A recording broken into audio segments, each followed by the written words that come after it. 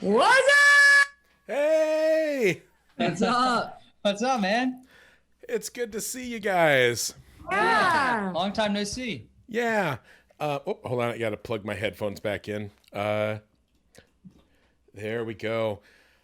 Uh, hey, everybody. Allow me to introduce like Shade. It's so surreal to I mean, in some ways, maybe this shouldn't be weird because I just got off a call with Terry Brooks, who's amazing and like a legend in the industry and whatever, but he's not a rock star. And so uh would you guys like to just kind of briefly introduce yourselves? Otherwise I'll do it and I'll be very gushy. Sure. What's up, guys? We're Shade. And we're a trio from DC. We love all the books. Yeah. We got our name from Obviously, as you know, right? Yeah. To say. Don't even need to say from Patrick over Yeah. here. Name of the band, Shade. Yes. I'm Spencer. I'm Chelsea. I'm Max. Yeah, we're twin brothers, and I'm married to Chelsea, so we're like a weird family band. Yes. Yeah. And I gotta say, you said obviously, it's like, oh, we obviously got our name from the books, but it was not obvious to me. And I had heard your music and I had seen the name, but I mean, as close to megalomaniacal as I can be, I never, it's like, oh, they all of this comes from my work. And I think I was maybe even live streaming, and somebody said, or maybe it was on Twitter, and they're like, yeah, but what about these guys? I'm like, yeah, what? It's like, yeah, it's cool music. And they're like, but no, they actually named their band after your book. And I'm like, no, they didn't. It's just that you like when you have a certain limited number of letters and phonemes to make cool words and names with, eventually they will repeat. You know, and they're like, no, go look at their Wikipedia page or whatever. Or I saw it in an interview, and then I'm like, oh no. And then of course, oh my gosh, now I'm embarrassed. Did I then slide into your DMs and say that you're cool or something? Yes, yeah. And I will say we were in the car and I was like, oh my God, you will never believe who just messaged us. But I will say, and at a couple meet and greets, we have had people, this sounds weird for us, people bring like Name of the Wind and be like, can you sign this book? And I'm like, I don't. Should we? So that's happened definitely several times where we have like the diehard fans waiting in line with a Patrick book close to their heart, which has been hilarious. But that I am delighted, and I hope that you sign those books. Yes, we did. Because like at this point, partly just because I'll sign anything. Actually, in my very first book signing, which to be clear was a card table in front of a Walden Books in a mall, where no one wanted to look directly at me lest I try to talk to them about my story in this anthology. It was a great place to start a career because there's nowhere to go but up. One of my friends came by and they were like, yeah, I don't actually care about your book. I read the draft way back in the day, but I just bought a book I want to read. Will you sign that? And that turned into a long tradition of like, I'll sign any book. And so I've signed, sometimes if I'm at a group signing, like I'll happily sign something of Brandon Sanderson's, except I'll sign my name real big so that there's no space left for him. Or something like that. But I'm glad that does blow my mind a little bit that people would show up with my book. Wow. Have you ever been asked to sign someone's like arm or something, and then they made a tattoo out of it, like that? I'll be straight up. Like It was my first real book tour. It was, which was, oh boy, I can't remember how many years ago. But the first book didn't get a tour. Second book, we're like, sure. And it was 2 weeks. And like, you know what this like, it was 2 weeks. Gosh, was it 3 weeks? It was 21 days and 20 different stops, 20 different events. Yeah, it was That's a lot. whew. And at the second stop, it was in Portland, and I was working my way through the line. There's a couple hundred people. I have not done big signings before, so I'm going to be best friends with everyone that comes through the line. We're talking, we're taking pictures. It was a good time, but it also took forever. And somebody came up and they're like, yeah, could you, and what they did is instead of saying, hey, can you sign my arm? They instead are like, sign my book. Also, here is your signature that I have already tattooed onto my body. Whoa. Because you signed my book back when I bought your first book. And I'm like, based on just one book? Like, and you haven't even read the second one? Like, what if this one sucks? But how about you guys? Do you get that? Like, sign a part of my body stuff? We did get that one time where we were in Seattle. Yeah. And we had played the show and we went to the merch booth afterward, and it was Spencer and I at the merch because we generally run all our own merch. And Max was packing up because it was his turn to pack up. Max and I trade off like packing up, like we trade off nights. So it was the worst job in the world. Horrible. But this girl came up to us and she was like, hey, can you sign my arm? I've never been to one of your shows. This is my first time seeing you. I really loved it. Can you sign my arm? And I was like, sure. So we got a Sharpie and we like signed her arm. And we signed it pretty big because we didn't like pick up some real estate. Yeah, we didn't care. Max, nowhere to be found. So. Where's Max? We're like, sorry, he's packing up. Yeah, they'll catch, we'll catch you next time kind of thing. Yeah. And then the next day on Twitter, she posted a picture that she had gotten the tattoo. And I was like, it was both of our signatures. Whoa! Yeah. And we've never seen her since. Wow. Which is the crazy thing. So, and Max, I missed out. Oh. I missed out. We should have. His one regret. We should have It's my biggest regret, Pat. Well, hang out with me for a while. You'll have bigger ones. I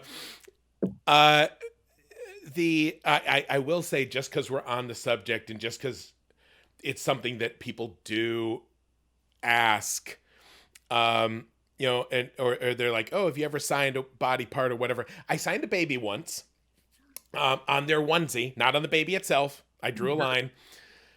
But then at one point, because it was always the joke. It's like, well, sure, I sign books. That's what authors do. But like real famous people, again, rock stars, they sign people. Like they're like, oh, sign my body, like whatever. Ooh, sign my, Yeah. And it was always a joke. And then I was at a con, and then this person is like, ha ha ha, yeah, but would you? And I'm like, I don't think I can. She's like, but it's okay. This isn't weird. I would like you to. And it would be fun for me. And I'd post it on my Instagram. And I'm like, now see, nowadays, I know the answer would have to be, hey, I get it, but I really can't. This would be like a time bomb waiting to go off in my life. Look at what Pat Rothfuss did. What a monster. But then like I'd been published like a year and I'm at this little con and so we did it and we took pictures all along. And I'd always sort of thought, like when you're a kid, you see the old videos of the Beatles. Yeah. And there's all the fans looking up at them and they're like screaming and they're so excited. They're crying and passing out. And when you're 14, you look at that and you're like, man, I wish I was the Beatles. But then at some point, like if you start to get a little bit of celebrity, like, have you ever had anyone cry when they met you? yet? I feel like we have. Or like pass Maybe out? one tier. I don't know. Definitely not passing out. You know, and Did someone pass out in front of you? oh, like actually I've had a lot of people cry, which maybe that's more about me than about them. Like that's fair. Um but you know, and I have had at least one person pass out, although again, you're standing up in line for a while. That's again probably not me. But you know, and then you think someday I'll be famous, people will scream and cry, be excited to see me, and and if I'm really famous, then people will want me to sign their boobs, and that will be it. That will be the top. That will be, at that point, I am as famous as any human being could ever be, and then I'll know, then that will be so cool. Yeah. But then you're not 14 anymore, and then you get the chance to do it. And we took pictures, and I wrote a blog about it ages ago, and you look at me doing it, and it's obvious that I am so embarrassed and uncomfortable. I'm bright red, and like, and she is like yeah, and she actually was a cosplayer, and she's like, no, this would, you know, and like, I'm glad that I preserved the moment in that way. I'm also glad that I got the chance to do it early on, and realize that actually this is not as cool as I thought it would be. I'm a little sweaty actually now thinking about it. I can't believe I did that.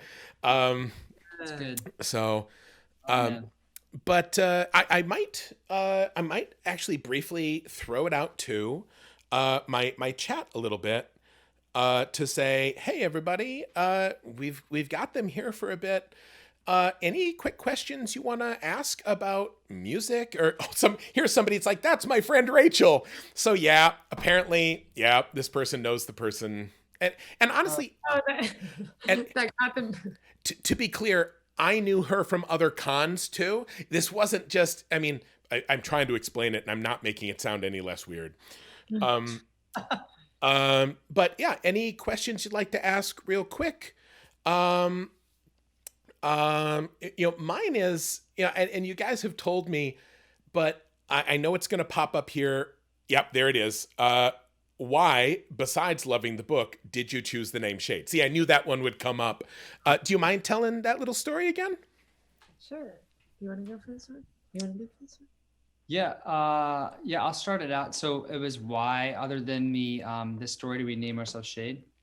So to preface this, but to go before you do that, yeah, we were looking for a book.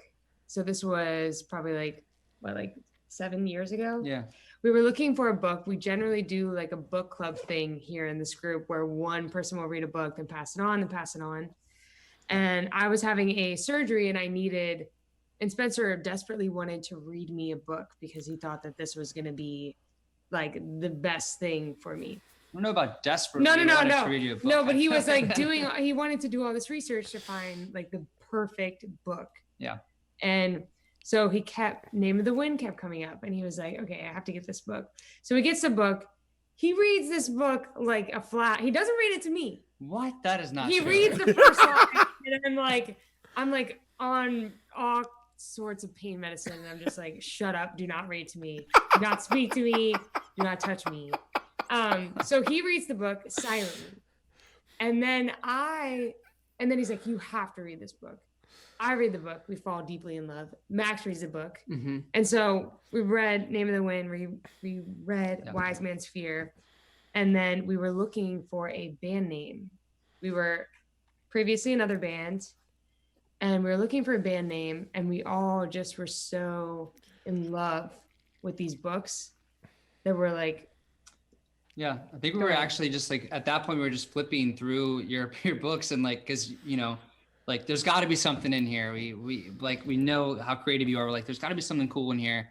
And I think one of us saw the name Shaed, and then we just jotted it down, and we had this long list of names, and we're like, we all like looked at that and we're like, that's really cool. And the meaning behind it, you know, like a goddess weaves the cloak out of shadow and light, and everyone perceives it differently, but you know, it's magical, and it just felt like a protective cloak. Yeah. And we just felt like it felt like sort of the music that we create, at least trying to create something that's special and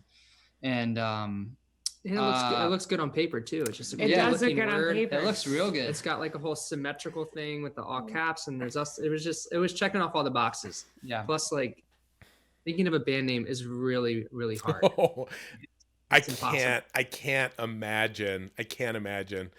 Yeah. And it was like months of us looking through, like racking our brains. And then when we came to Shaed, we're like, oh, this is definitely it for sure. Yeah. It was the one. It was definitely the one. So that's, I mean, thank you. I was going to ask that question anyway, but thank you, chat, for justifying me asking it. Because I've heard part of that, but I don't think I heard the whole thing like that before. Here's an interesting one. Why did you pursue music as a career? That one is very big. That is a big question. Yeah.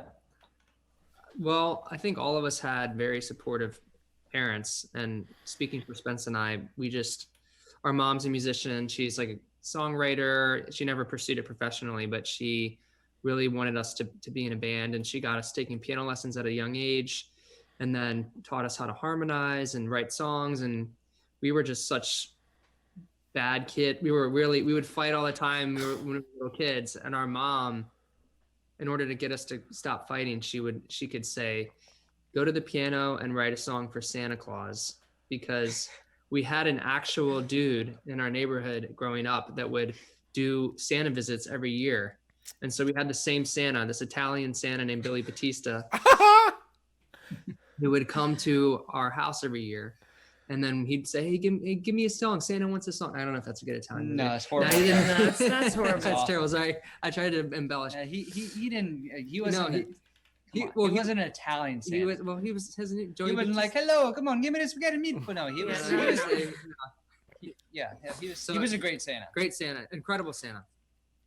And he would come every year, and we would have to have a song ready to play for Santa. So from like age 5, we were always like trying to write the best song. We'd have like, a few contenders, and we're like, all right, we're going to play him Santa's Evening Flight this year, and whatever. So that was how we got started. And then we just kind of stuck with it forever. But Chelsea. Yeah, I think that for me, I think I always knew that I wanted to do music. Definitely gravitated more towards music. I fell in love with the karaoke machine when I was like 11 years old. And it was really hard to get me to do anything other than go downstairs and sing Chestnuts Roasting on an Open Fire.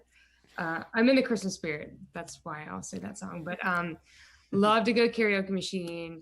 We've been singing and doing music all our lives. So I think it was kind of an easy transition to know that, something we have to do. We never gave up on it. There was a lot of like low points, and Chelsea was a solo artist, and we were friends for 6 or 7 years before we even started a band together. So we were friends for a really long time, and then they were dating, and then we finally had the chance to kind of work together, and it just kind of clicked. And now they're stuck with me forever. And I'll say like that's so cool, and like I know from the outside it's like, oh, they were friends and now they're in a band, but also like saying, like, for me, I'm like, oh wow, that's double or nothing, because like and I see you all nodded at the same time, because like, hey, not just let's do a creative thing together, it's like, let's kind of start our own business and also be creative, and yes, let's stay friends. Oh no. Yeah. But no, it's good. That's super true. And there were plenty of people that would kind of be like, are you sure you want to, you're dating the singer? Yeah, and Spencer and I are married, so it's like it's just like a whole whole thing. But it's working out great. I will say, like, you guys make beautiful art. There's a cool question here, which this is the author version of this is, do you how much control do you have over your covers? And for an author, the answer is virtually none, always, and for good reason for the most part. But the question here was, how much control or input do you have in like a music video? Okay. So we have a song coming out December 11th that we're really excited about called Once Upon a Time. And we just shot a music video for it a couple weeks ago. And so I guess it depends on each music video situation. I would say some are very collaborative. Like this past one was very collaborative. We all kind of really were hands-on with the plot line, and it's a one-shot video, so we're just coordinating that. And Hold on, you mean like it was a single camera shot? it was a single camera shot. Whoa. So we're really excited about Yeah, that. we'll share with you after. We'll share you the link. And it was fun because we had like a 20-minute period to get this one shot. So we're just like getting the one shot, and then we're like, no, that's not it. Run back. Like, get it. So just like really, So we're trying to get it as the sun was setting. Yep. I was like, hurry! Yeah, So and the poor guy. So the one guy had the steady camera. Have you ever seen like a steady cam? For those of you that like don't know what it is, it's like this super heavy duty, like full body suit that has a really heavy camera on it. And this guy, like at the end of the video, Chelsea's like sprinting towards this dock, and he had to like run with his camera, and he did it like 3 in a row, no problem. Yeah. Just as kind of like, but the lighting wasn't perfect yet. And we kind of like, I don't know, we probably could have waited a little longer, but we wanted to rehearse it. So by the 4th take, like we're like, we turn around and he's nowhere in sight. And he's like, guys, I had to take a break. Like I'm going to like pass out. So we had to like let him catch his breath. He's drinking water, all this stuff. And we're like, get it together. That was crazy. He made it through an entire take, and then he like tripped like on like the last step. I know. So it like totally be like watching back. We're like, maybe we can like, and there was no saving it. But it turns out like the one take that we got like all the way through that had no mess ups was the one that had like the perfect lighting. Perfect lighting. So it worked out. It was the one before it, the lighting out. wasn't great, and the one after the lighting wasn't, but it was just like this perfect golden. But to answer the question,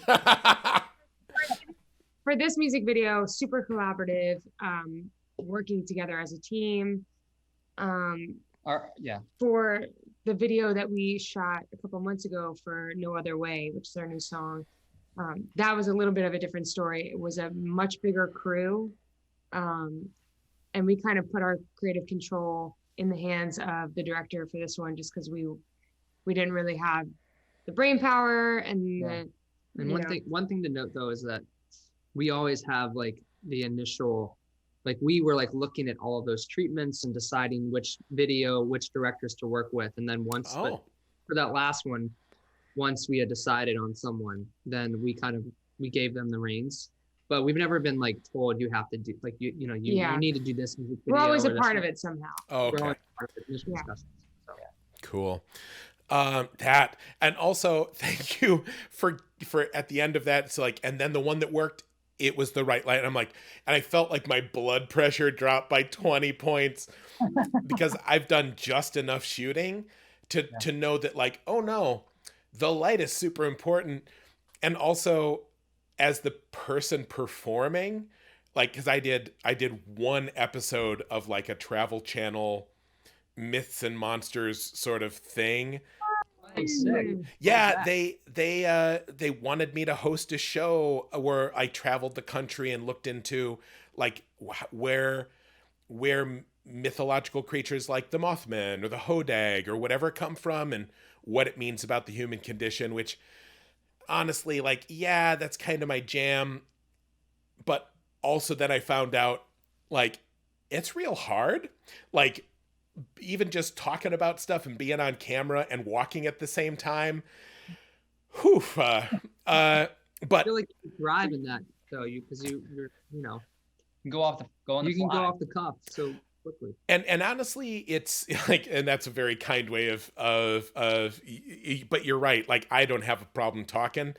The problem is me talking, and then they're like, that was all excellent, but could you say these 5 things way closer together? Because we need to make a TV show. And so, but what that meant live is they're like, okay, now we have to, since we want this in the background, you have to now, everyone needs to reset, including the guy with the boom mic who's carrying 30 pounds of batteries and recording gear, the guy with the steady cam who is huge because your main requirement is you have to carry 50 pounds of gear every hour of a 15-hour shooting day. And then you're walking, and I'm like, this dude is walking backwards, and there's somebody with the light reflector, and they're all doing their shit flawlessly, and I like forget the name of the monster I'm supposed to talk about. So I'm like, or the town we're in. I'm like, haha, sorry guys, let's do it a fifth time. But no, you giving me the end of that where it's like, and then it was good. I'm like, oh, thank you. Like, I'm so glad that worked out. Thank God. Thank God. Yeah, we needed that. So guys, y'all, I'm going to say instead of guys, I'm trying to get away from guys. I cannot thank you enough for being willing to swing by and chat. Of course. But I know you agreed to, I got you for an hour, and I want to be cool about that and not eat up more of your evening than I already have. One thing I'll say, like, are you coming into the fundraiser in any other way that you can think of? This is a leading question. Yeah.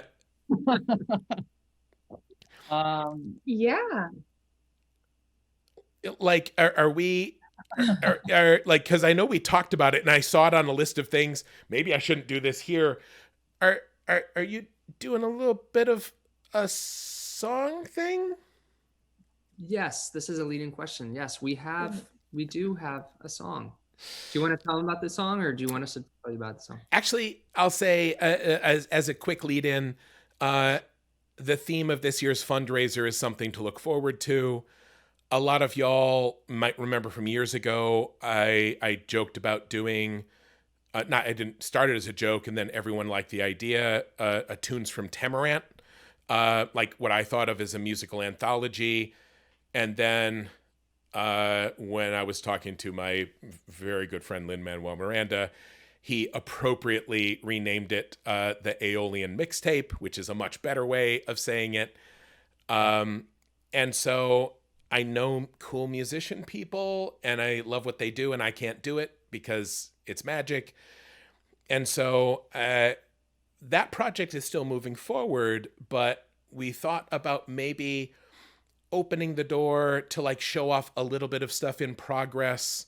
Yeah. And Yes. Yeah. Do you have the What's the best way to do this? Yeah, what's the Do you best have way the to play that? well, and just to say, like, you can say we decided we would be happy to do that, and it is coming as a stretch goal. I'm not going to make you try to do it now or anything. I hope I didn't make you think that. No, we we wanted would- to like play the song can- like all over the stream. That's what Yeah, we were saying. yeah. But we don't know. Or you don't have to. You can do whatever. Well, the thing is, we're gonna launch that out after we teased people with it a little bit here.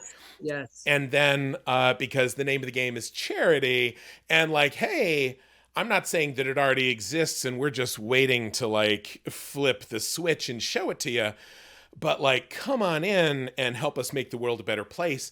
Right now we have matching money. Every dollar you give is doubled. First day of the fundraiser, we're already over $100,000. We're killing it right now, folks. So Amazing. yeah, stay tuned to the fundraiser, and you'll get to hear a cool thing that they did. There you go. Yeah. There you go. Thanks so much, guys. Thank you, Pat. Always applause. Great to see you. I'll talk to you later. All right, bye.